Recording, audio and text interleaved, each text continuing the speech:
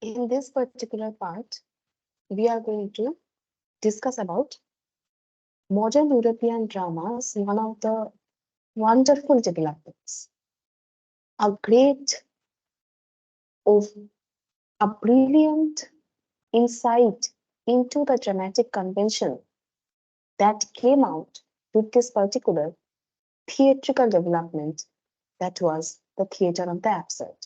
In this particular lecture, we are going to talk about the theater of the absurd and also its development both in the West and in the East, an entire overview of absurd drama, the stylistic features, the dramatic elements of the absurdist playwrights, and the essential traits that were in practice.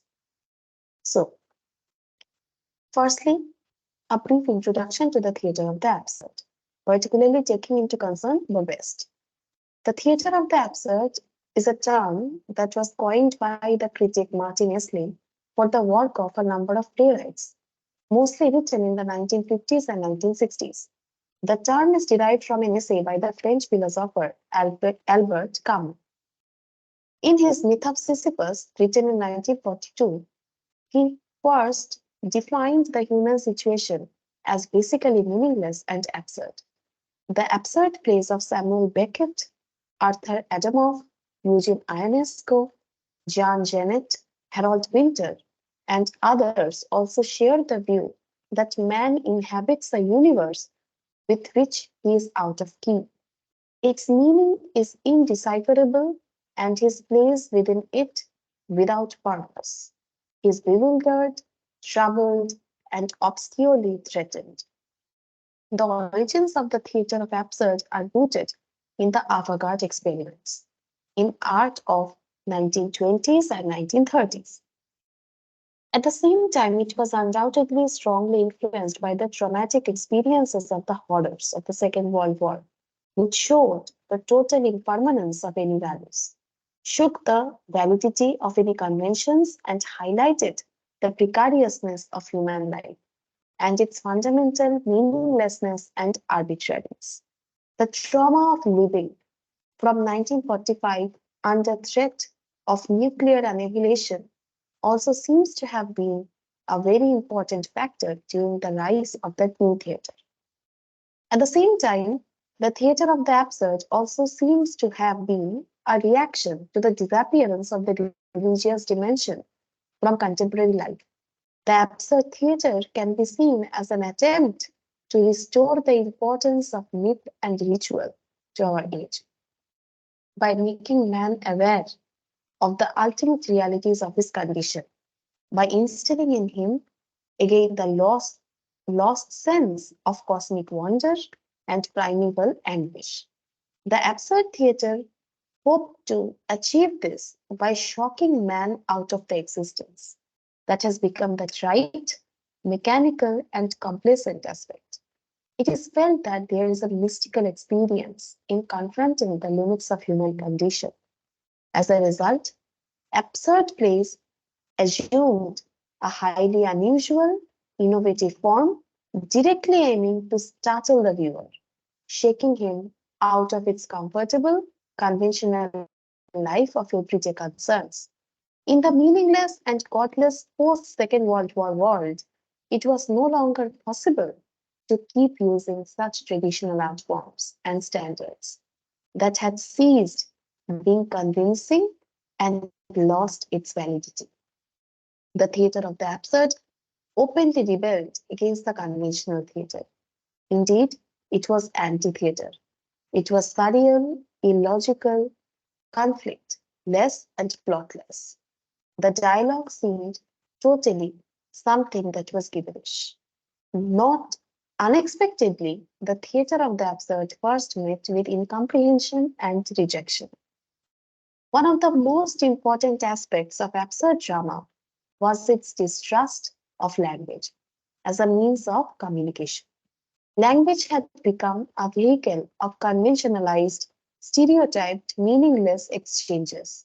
Words failed to express the essence of human experience, not being able to penetrate beyond its surface. The theatre of the absurd constituted first and foremost an onslaught on language, showing it as a very unreliable and insufficient tool of communication. Absurd drama uses conventionalized speech, cliches, slogans, and technical jargon, which is distorted, includes parodies and breaks, and certain downfall. By ridiculing conventionalized and stereotyped speech patterns, the theater of the absurd tries to make people aware of the possibility of going beyond everyday speech conventions and communicating more authentically. Conventionalized speech acts as a barrier between ourselves and what the world is really about in order to come into direct contact with natural reality. It is necessary to discredit and discard the false crutches of conventionalized language. Objects are much more important than language in absurd theater. What happens transcends what is being said about. It is the hidden implied meaning of words that assume primary importance in absurd theater, over and above what is being actually said. The theater of the absurd strove to communicate an unresolved totality of perception. Hence, it had to go beyond language. Absurd drama subverts logic. It relishes the unexpected and the logically impossible. According to Sigmund Freud, there is a feeling of freedom we can enjoy when we are able to abandon the straitjacket of logic in trying to burst the bounds of logic and language. The absurd theater is trying to shatter the enclosing walls of human condition itself.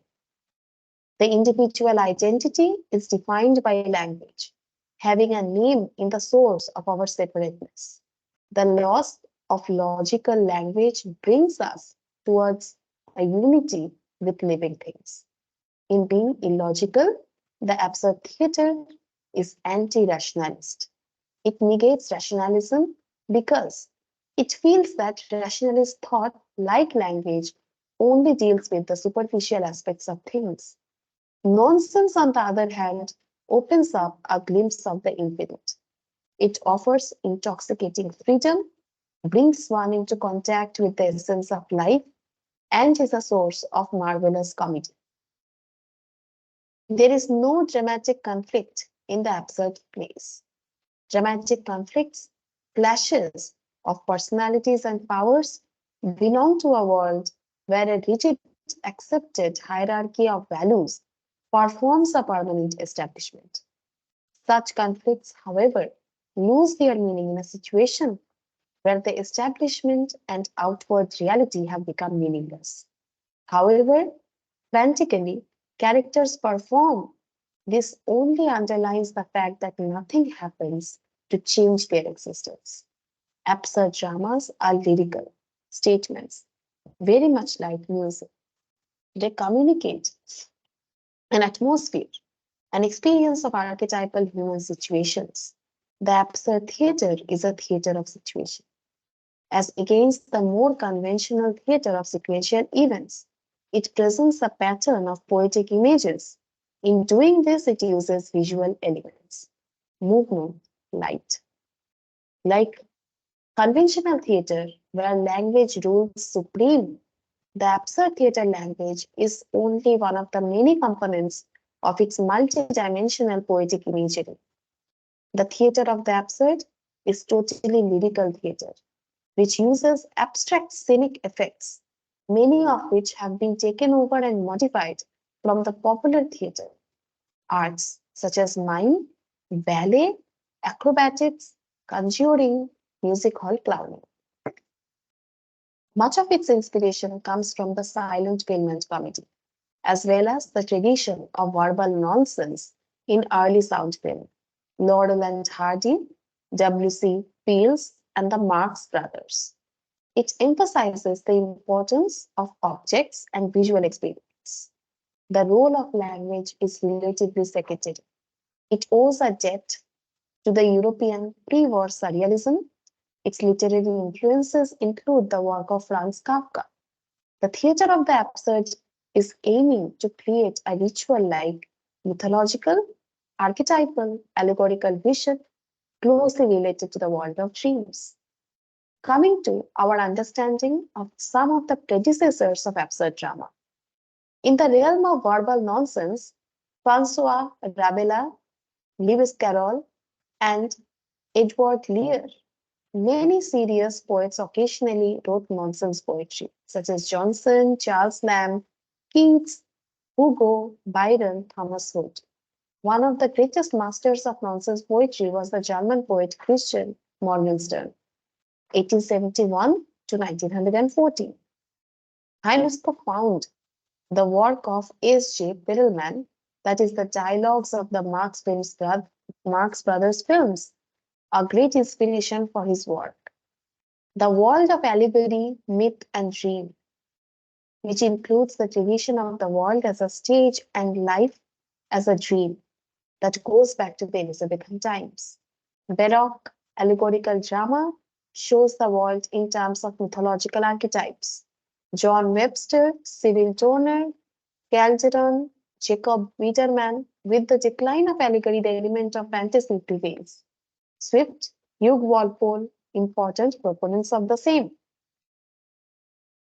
In some of the 18th and 19th century works of literature, we find sudden transformation of characters and nightmarish shifts of time and place, such as E.T.A. Hoffmann, Nerval, or Evelyn. Dreams are featured in many theatrical pieces, but it had to wait for Strindberg to produce the masterly transcriptions of dreams and obsessions that has become a direct source of the absurd theater.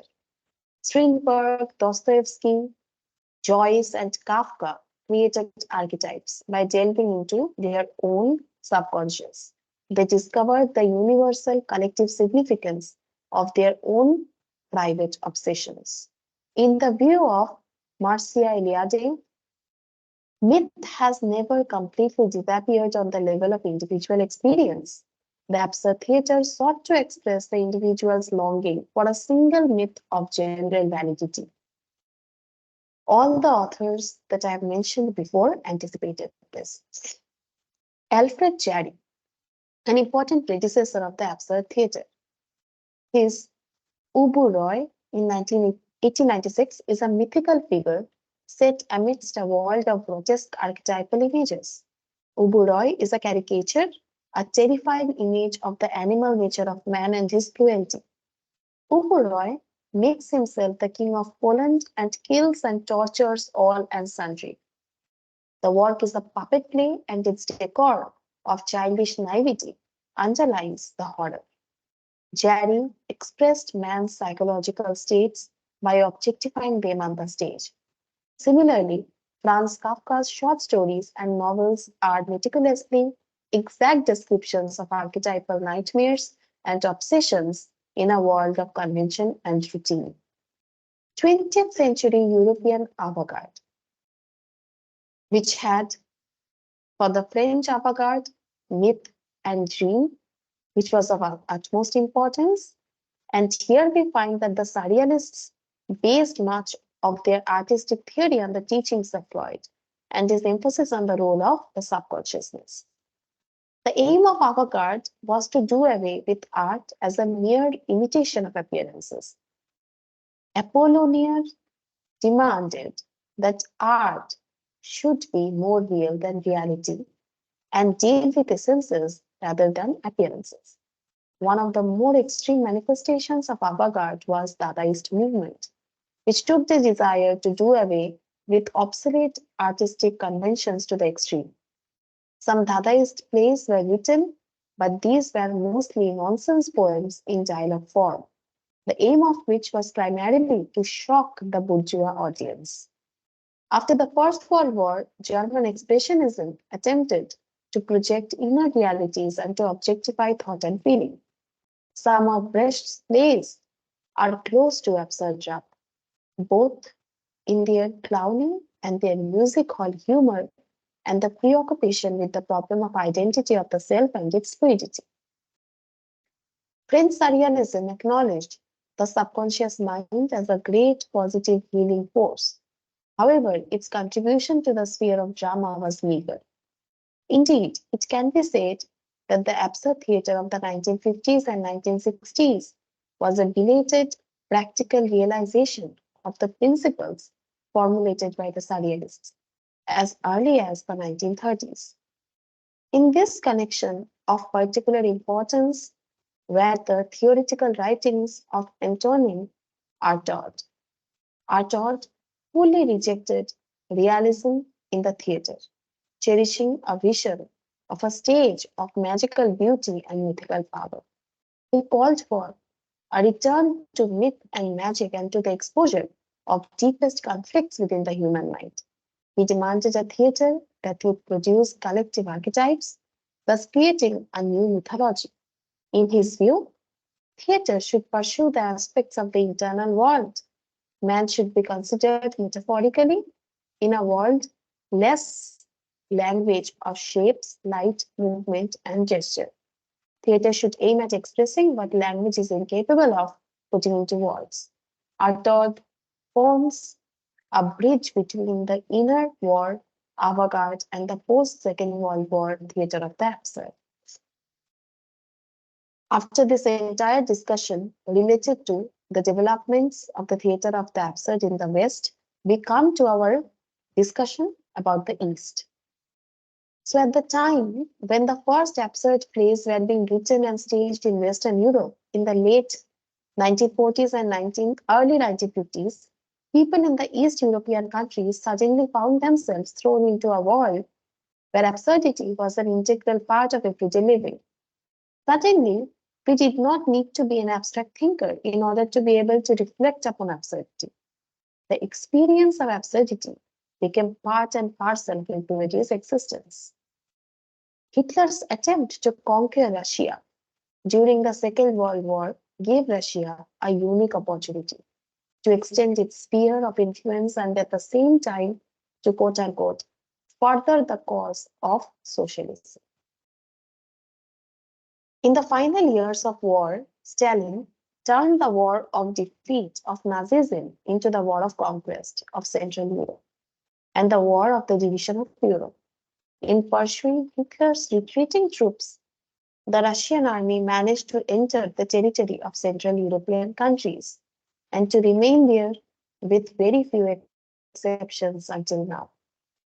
The might of the Russian army made it possible for Stalin to establish rigidly ideological pro-Soviet regimes, hermetically sealed from the rest of Europe. The Central European countries, whose pre-war political systems ranged from feudal monarchies, Romania, self-authoritarian states, Poland, though to a parliamentary Western-type democracy, Czechoslovakia, were now subjected to a militant Sovietization. The countries were forced to undergo a major traumatic political and economic transformation. The Western theatre of the absurd highlighted man's fundamental bewilderment and confusion stemming from the fact that man has no answers to the basic existential questions. Why we are alive? Why we have to die? Why there is injustice and suffering? East European Soviet type socialism profoundly proclaimed that it had answers to all these questions, and moreover, that it was capable of eliminating suffering and setting all injustices right. To doubt this was subversive. Officially, it was sufficient to implement a grossly simplified formula of Marxism to all spheres of life, and paradise on earth would ensue. It became clear very soon that this simplified formula offered even fewer real answers than various esoteric and complex Western political systems, that its implementation by force brought enormous suffering. From the beginning, it was clear that the simplified idea was absurd, yet it was made to dominate all spheres of life. People were expected to shape their lives according to its dictates and to enjoy it.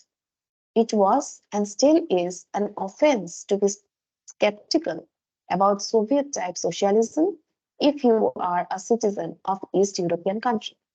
The sheer fact that the arbitrary formula of simplified Marxism was made to dominate the lives of millions of people, forcing them to behave against their own nature, brought the absurdity of the formula into sharp focus for these millions. Thus, the Soviet type system managed to bring the experience of what was initially a matter of concern for not only a small number of sensitive individuals in the West to whole nations in the East. This is not to say that the absurdity of life was experienced in the East differs in any way from the absurdity of life as it was experienced in the West. In both parts of the world, it stems from the ambiguity of man's position in the universe, from his fear of death, and from his instinctive yearning for the absolute. It is just that official East European practices, based on contempt for fundamental existential questions and on primitive and arrogant faith in the power of a simplified idea, have created a reality which makes absurdity a primary and deeply felt intrinsic experience for anybody who comes in contact with that reality. To put in another way, the Western theater of the absurd may be seen as the expression of frustration and anger of a handful of intellectuals over the fact that people seem to lead uninspired, second rate, and stereotype existences either by deliberate choice or because they do not know any better and have no idea how or ability by which to help themselves, although such anger may sound smug and convincing. It is really mixed with despair. And when we look at Eastern Europe, we realize that these intellectuals are justified in condemning lives of mediocrity, even though many people in the West seem to lead such lives quite happily and without any awareness of the absurdity. In Eastern Europe, second ratedness has been elevated to a single sacred governing principle. There, mediocrity rules with a rod of iron. Thus, it can be seen clearly what it can achieve.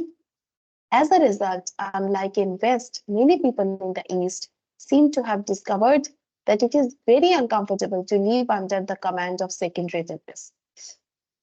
The fact that mediocrity is harmful to life comes across so clearly in Eastern Europe that either because East European second-ratedness is much easier, much harsher than the mild West European consumerist mediocrity, or simply because it is single, totalitarian, second-rateness, obligatory for all. A single version of a simple creed cannot suit all. Its insufficiencies immediately show. This is not the case if everybody is allowed to choose their own simplified models and prejudices which suit their individual needs. The way it is in the West, thus their insufficiencies were not immediately noticeable. The rise of the theatre of the absurd in East is connected with that of the period of relative relaxation of East European regimes after Stalin's death. In the first decade after the communist take of power, it would have been impossible for anyone to write anything even distantly based on his experiences of life after the takeover without endangering the personal safety. The arts, as indeed all other spheres of life, were subject to rigid political control and reduced to serving blatant ideological and propagandist claims. This was the period when feature films were made about happy workers in steelworks or about village tractor driver who, after falling in love with his tractor, becomes a member of the Communist Party, etc. All the arts assumed rigidly conservative 19th century realist forms to which a social, strong political bias was added. 20th century developments in particular The interwar experiments with structure and formation of painting and poetry were outlawed as bourgeois decadence. In the years after Stalin's death in 1953, the situation slowly improved. The year 1956 saw two major attempts in liberalization with the Soviet bloc.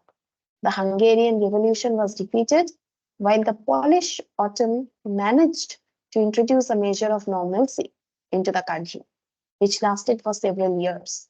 Czechoslovakia did not see the first thaw until the end of the 1950s. Genuine liberalization did not start gaining momentum until 1962 to 63. Hence, it was not only in the 1960s that the first absurdist plays could be written and staged in Eastern Europe. Even so, the theatre of the absurd remained limited to only two East European countries, those that were the most liberal at the time, Poland and Czechoslovakia. The East European absurd theatre was undoubtedly inspired by Western absurd drama, yet it differed from it considerably in form, meaning, and impact. Although East European authors and theatre producers were quite well acquainted with many West European absurd plays from the mid to late 1950s onwards, nevertheless, with very few exceptions, these plays were not performed or even translated in Eastern Europe until the mid 1960s. The reasons for this were several. First, West European absurd drama was regarded by East European officialdom as the epitome of West European bourgeois capitalist decadence, and as a result, East European theatrical producers would be wary of trying to stage a contempt play. Such an act would blight their career once and for all, ensuring that they would never work in theatre again. The Western absurdist plays were regarded as nihilistic and anti-realistic, especially after Kenneth Tynan had attacked Ionesco as the apostle of anti-realism. This attack was frequently used by the East European officialdom by condemning Western absurd plays. Secondly, after a decade or more of staple conservative realistic bias, there were fears amongst the theatrical producers that the West European absurd plays might be regarded as too far avant-garde and esoteric by the general public. Thirdly, there was an atmosphere of relative optimism in Eastern Europe in the late 1950s and 1960s. It was felt that although life under Stalin's domination had been terrible, the bad times were now past after the dictator's death, and full liberalization was only a matter of time. The injustices and deficiencies of East European systems were seen as due to human frailty rather than being a perennial metaphysical condition. It was felt that sincere and concerted human effort was in the long run going to be able to put all wrongs right. In a way, this was continuation of the simplistic, Stalinistic faith in man's total power over his predicament. From this point of view, it was felt that most Western absurdist playwrights were too pessimistic, negative, and destructive. It was argued, perhaps partially for official consumption, that the East European absurdist plays, unlike the Western counterparts, constituted constructive criticism. The line of argument of reformist pro-liberalization Marxist in Czechoslovakia in the early 1960s ran. As we understand, the Western theatre of absurd recorded the absurdity of human existence as an immutable condition. It was the byproduct of continuing disintegration of capitalism. Western absurd plays were irrelevant in Eastern Europe since socialist society had already found all answers concerning man's conduct and the meaning of life in general.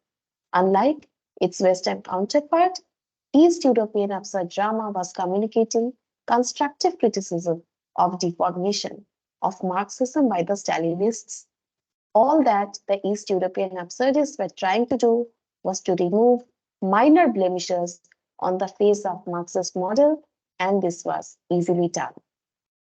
So, as we understand the important theatrical developments that we can find during this entire arena of what to say, the theater of the absurd, which included important developments not only in the East but also in the West.